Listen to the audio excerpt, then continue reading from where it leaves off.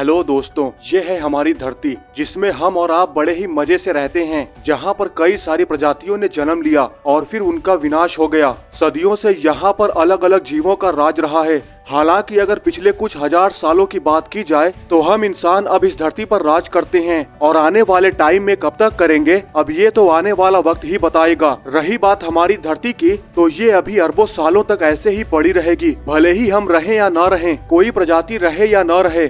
धरती के बारे में बताया जाता है कि इसकी उम्र 4.5 बिलियन साल है। अगर आप किसी वेबसाइट पर या फिर किसी वीडियोस में देखते हैं तो ज्यादातर लोग हमारी धरती की उम्र को 4.5 बिलियन साल ही बताएंगे, लेकिन आप एरर के तौर पर इसमें 50 मिलियन प्लस या 50 मिलियन माइनस कर सकते हैं। इतनी ही हमारी धरती की एवरेज उम्र है। तो अब यहाँ पर मजे की बात ये है कि ये जो डेटा है, मतलब पृथ्वी की जो उम्र बताई जाती है, ये डेटा पता किया गया था 1950s में और तब से लेकर अब तक इस डेटा में कोई भी खास चेंजेस नहीं किए गए हैं। तो क्या अब आप इस नंबर पर विश्वास कर सकते हैं जो कि 1950s में बताए गए थे, ये जानते हुए कि आज हमारी टेक्नोलॉजी, हमारी साइंस कितनी ज्यादा आगे बढ़ चुकी है? क्या आपको नहीं लगता हमें इस बारे में और सोचना चाहिए कि आज से 70 साल पहले जब टेक्नोलॉजी इतनी एडवांस भी नहीं थी, तब धरती की सही उम्र के बारे में पता कैसे लगाया गया? आज की इस वीडियो में हम इसी सवाल के जवाब का पता लगाने की कोशिश करेंगे। तो दोस्तों, इससे पहले कि हम इसके बारे में जाने, चलो हम थोड़ा हिस्ट्री में झांक लेते हैं।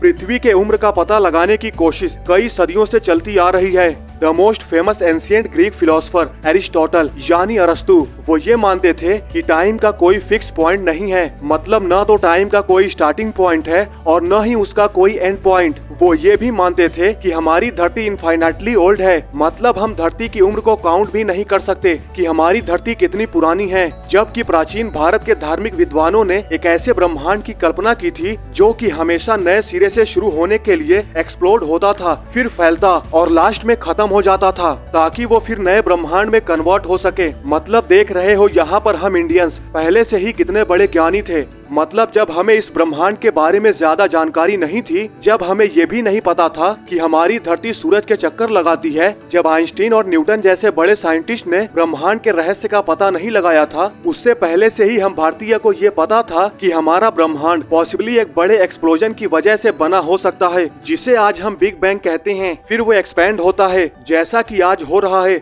और फिर अंत में वो कोलैप्स हो जाता है, जिसका सबूत तो फिलहाल तो हमारे पास नहीं है। लेकिन कौन जाने कि ये बात सच हो और एक दिन हमारा ब्रह्मांड पूरा का पूरा खत्म हो जाए और फिर ये सब कुछ जीरो से बनना शुरू हो जाए। हालांकि मेडिवल पीरियड यानी कि मिडिल एज के दौरान अलग अलग ईसाई धर्म शास्त्रियों ने धरती की एज का पता लगाने के लिए बाइबल का सहारा लिया। उन्होंने सोचा कि शायद इसके अंदर ही हमारे सवालों का जवाब मिल जाए। जी ब्रेंट डेलरिम्पल की book The Age of Earth के मुताबिक उन्हें ये पता चला कि धरती की उम्र करीब 5771 और 7519 सालों के बीच में है, जो कि ऑब्वियसली बहुत ही कंट्रोवर्शियल था। इसके बाद मॉडर्न हिस्ट्री में समुद्रों में केमिकल इवोल्यूशन, समुद्र तल पर इतने सालों से जमा अलग अलग मटेरियल्स और धरती के ठंडे होने की रफ्तार की मदद से कई साइंटिस्ट के ग्रुप ने भी साल 1700 से साल 1800 के बीच में अपने अलग अलग आंकड़े दिए, जो धरती की उम्र अलग अलग बताते थे। मतलब कुछ के हिसाब से धरती 3 बिलियन साल पुरानी थी, तो कुछ के हिसाब से धरती 2 बिलियन साल पुरानी। इसके बाद 20वीं शताब्दी की शुरुआत से ठीक पहले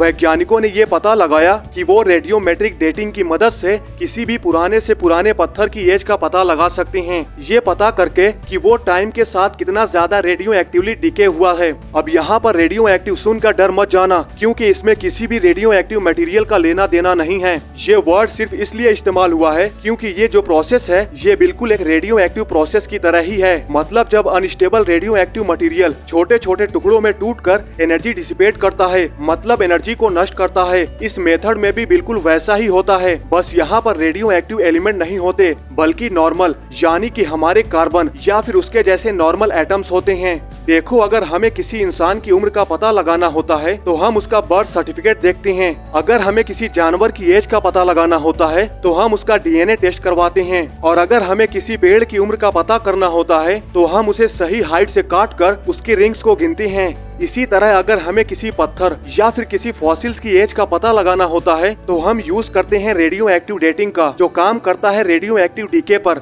और वो ऐसा कर पाते हैं कार्बन या फिर ऐसे ही अलग अलग एटम्स की मदद से। देखो, दुनिया भर में लगभग हर एक चीज कार्बन से मिलकर बनी होती है। कोई छोटा सा पौधा है, वो कार्बन एटमॉस्फेयर से लेता है और जानवर उस पौधे को खाकर अपनी कार्बन इंटेक को पूरा करते हैं, यानी जानवर पौधों को खाकर कार्बन कंज्यूम करते हैं। लेकिन क्या आपको पता है कि दुनिया में एक ही तरह का कार्बन नहीं होता? अगर आप आइसोटोप्स के बारे में जानते हो तो आप समझ गए होंगे, लेकिन जिन्हें नहीं पता, आप बस ये जान लो कि कार्बन भी अलग अलग तरह के होते हैं, और जिस कार्बन का एटॉमिक वेट 12 होता है, उसे छोड़कर बाकी सारे कार्बन अनस्टेबल होते हैं। और किसी भी ऐसे चीज में जिनमें जान नहीं बची होती, मतलब जो मर चुका होता है या फिर बेजान होता है, उसमें ये कार्बन नंबर टाइम के साथ धीरे धीरे कम होने लगते हैं। इसलिए साइंटिस्ट पुराने फॉसिल फ्यूल्स में अलग अलग कार्बन के नंबर को मेजर करते हैं, जो हमें उसकी एज बताता है। इसी कार्बन और उसके जैसे अलग अलग एटम्स के गिनने के प्रोसेस को हम रेडियोमेट्रिक डेटिंग कहते हैं।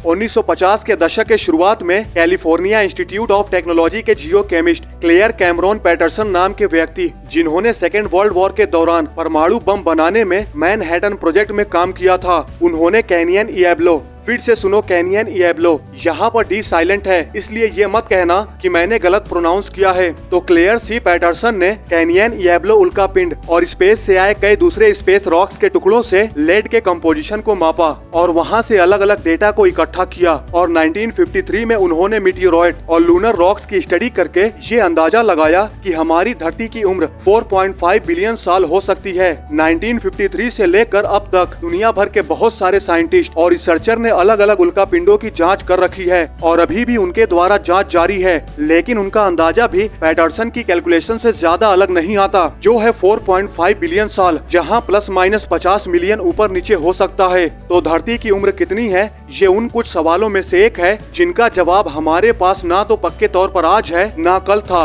और न ही शायद आने वाले सालों में हमें इसके बारे में पक्का सबूत मिल सकता है। हम आगे भी केवल इसका अंदाजा ही लगा पाएंगे। वैसे आपको क्या लगता है कि हमारी धरती वाकई में कितनी पुरानी है, या फिर आपको इस बात से घंटा फर्क नहीं पड़ता? हमें कमेंट करके जरूर बताएं।